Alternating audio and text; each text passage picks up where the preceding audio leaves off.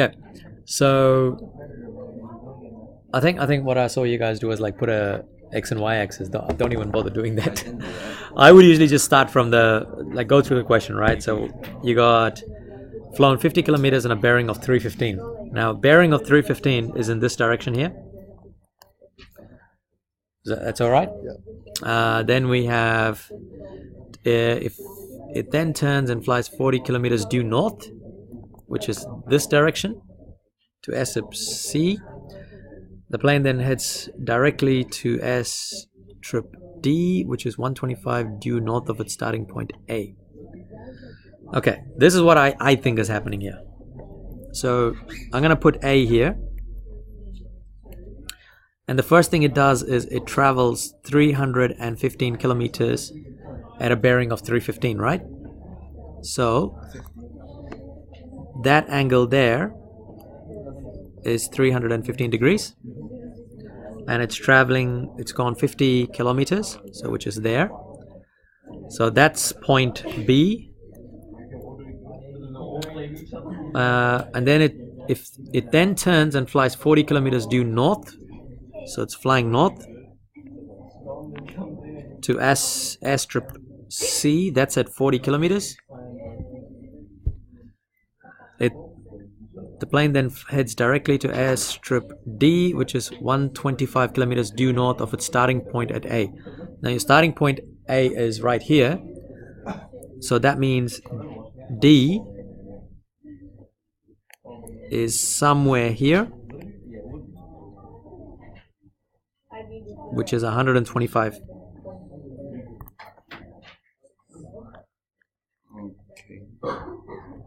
Okay. So it is asking for the final leg of the path. Now the final leg of the path is this one here, from C to D. How far does it fly? And what's the bearing of the final leg? So it's actually asking you for this distance here. And it's asking you for what is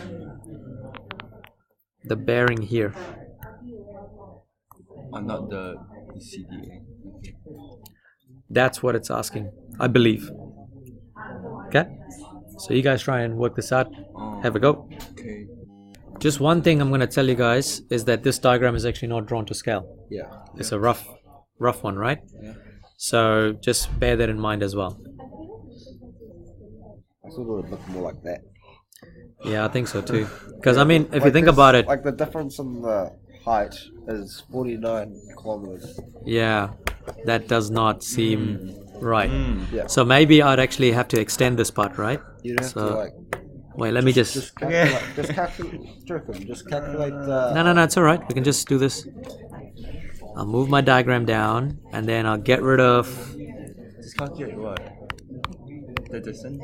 Because Like we're saying that because if it's 125, it's going to be like probably a bit more, right? yeah. That's actually way too short. So that's 125, and then D is there. I mean, it still should work out.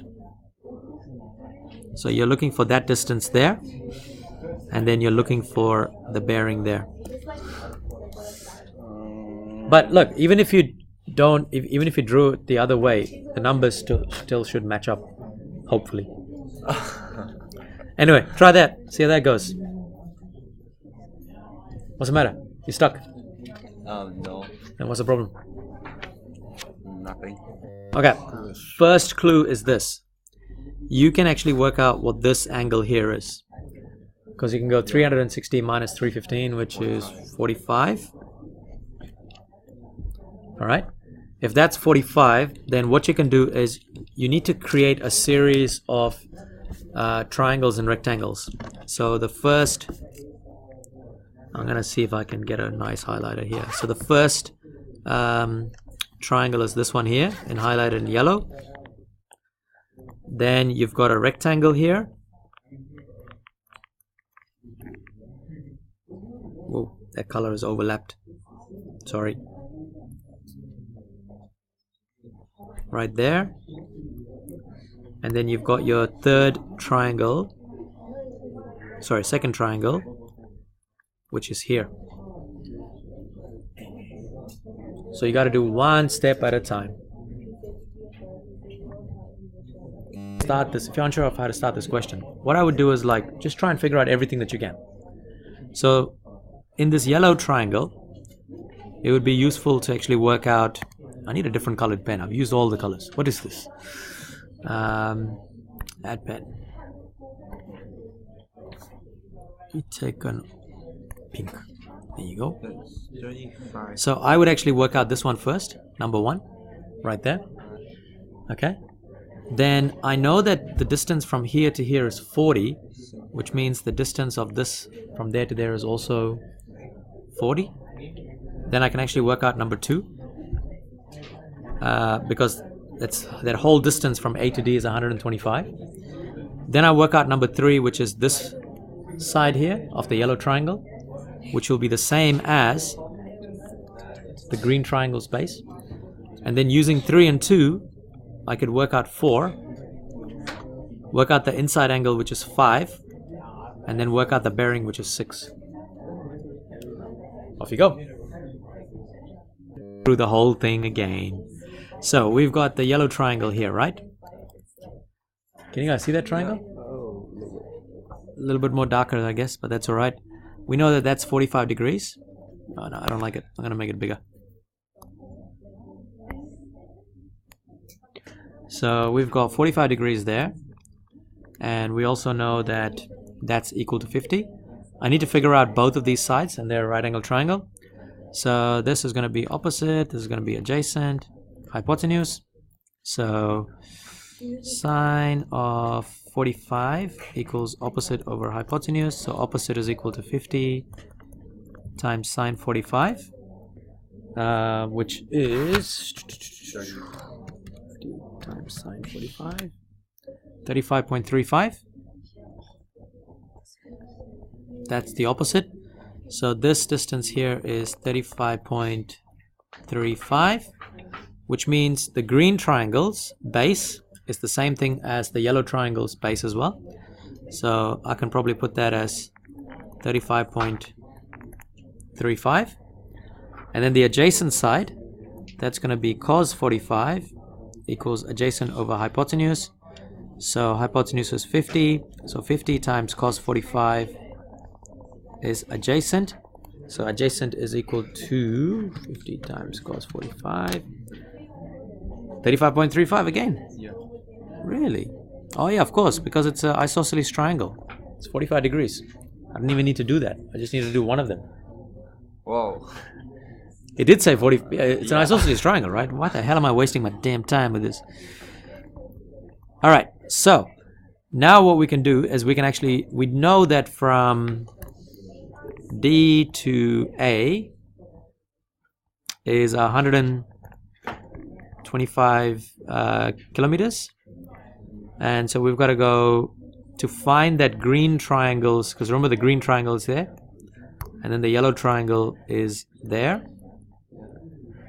We know that this part here is 40 from there to there. We know that this part here is 35.35, which means we can go 35.35 plus 40 and 125 take away from 49.65. Is that what you guys got? Yeah. Okay, so now we're going to take that green triangle, and we've got our measurements there, which is 35.35 and 49.65. It's a right angle triangle, so 49.65 squared plus 35.35 squared.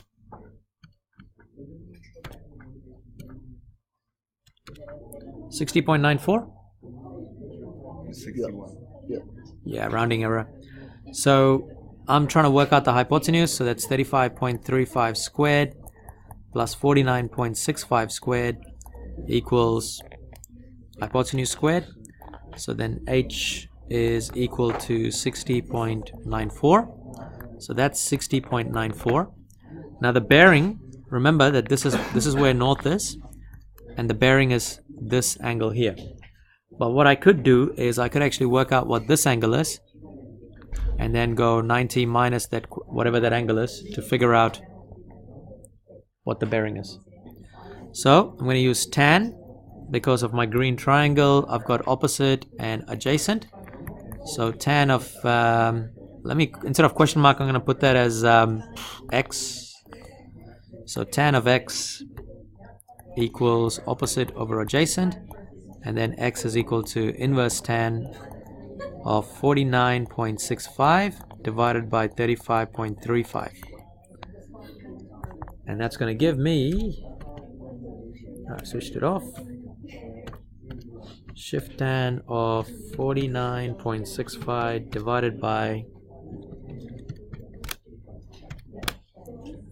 which gives me 54.54 degrees, which means the bearing is going to be 90 minus 54.54, which ends up being, so bearing of 35.45. Yep. Do we have to put decimals? I would actually write this as a bearing of 0.3. Yeah, let me just check that. Hang on. So yeah, you have to go bearing of 0.35 or 0.36. But it's below 0.5. It's more than halfway, so shouldn't it be? Yeah, there was some discussions about it, but bearings is actually, if I remember correctly, even with when I was using the spheros, right, you can't actually put decimals for bearings. It has to be whole numbers. I think that's just the way it is. Cool. Do you want to try another question? Yeah. So guys, with this question, it's really important that you read the question properly, because I know I showed you guys the first question was slightly different, but as usual, draw the diagram and then we'll work through the question. So with the diagram for this one, you can kind of go, oh yep, so this is port A right there, traveling to port B, which is somewhere here, all right, and then traveling to port C. The problem is we don't know which side of the A is port C, because I mean, if you think about it, it could look like this, where port C is like this. But C is 20. Yeah, hold on. Or it could look like this, where A is there. Actually, no, wait. I'm just going to copy this diagram so you guys get the same idea. That's cool. What was I going to say was that, or you could have C like this.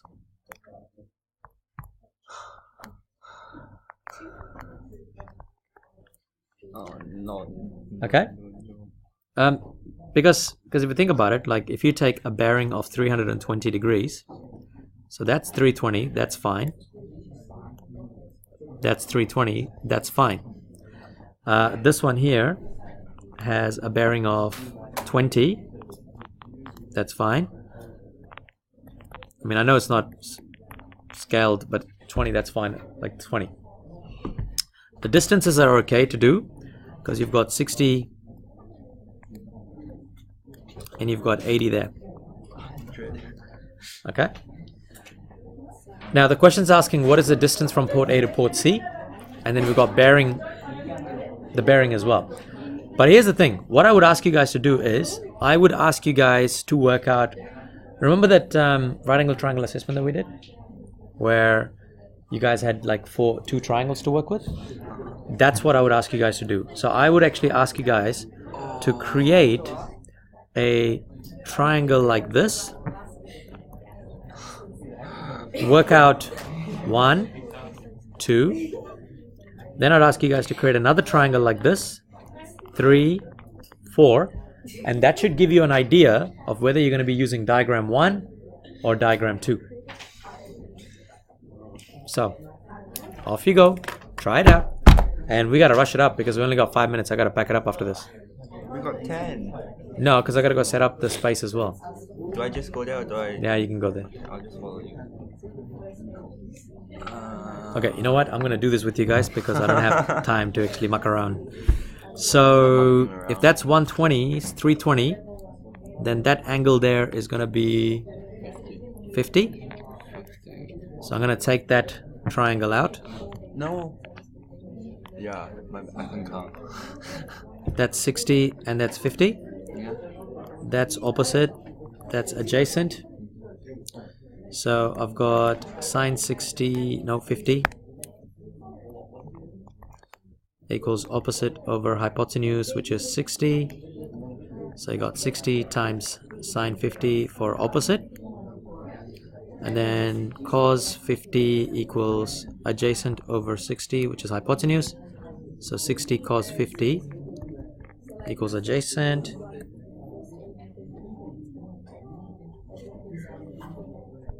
Main memory is here.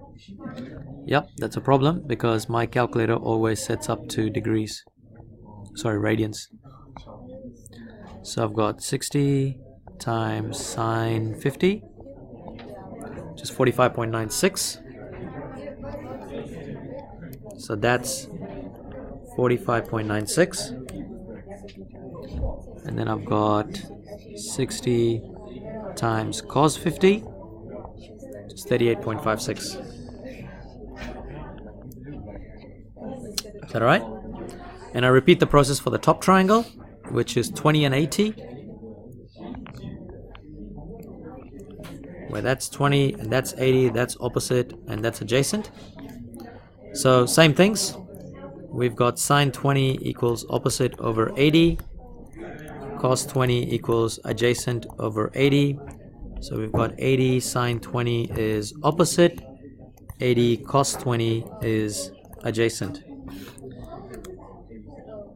So you got 80 times sine 20, 80 times cos 20, 27.36 and 75. So my opposite is 27.36.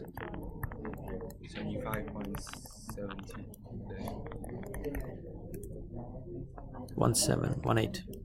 Okay, so once I've got all of these things, what I can do is I can create that big triangle. So that's, I can start to see now, because see how this number is 27.36 and this number is 38.36. That means it's actually going to end up looking like this one here, because when I draw that, what's going to happen is my first triangle looks like that, where this is B, and my second triangle is actually shorter, because see how this is 38.36 here, and then that one is 27.36. That's why it's shorter. Oh, sorry, 5.6. Then as for the heights, you got 45.96 and 75.18. So what you're trying to figure out is the distance from CA, which actually has a triangle that looks like this. Okay? So we can figure out, oh come on man, what the hell is this? We can figure out what this distance here is, from here to here, because that's 38.56 minus 27.36, so that's 11.2. And then we can figure out what this distance from here to here is, because that's this plus that. So you got 75.18 plus 45.96, which is 121.14.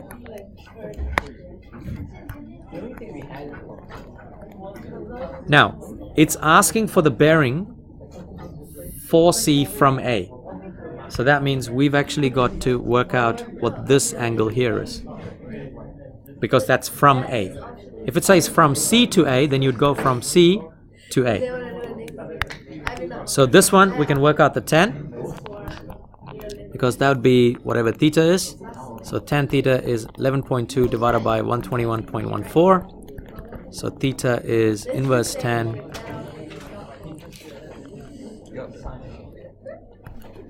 that. So you've got shift tan of 11.2 divided by that, which is 5.28. All right, but the bearing, remember that the bearing goes all the way around, so it's 360 minus 5.28, so 360 minus 4.72.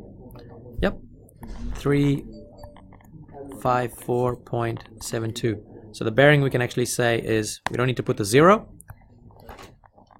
so bearing of 354 or 355.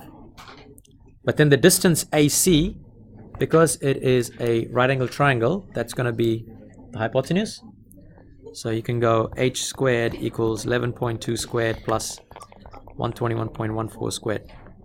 So h is equal to, you can go shift square root of 11.2 squared plus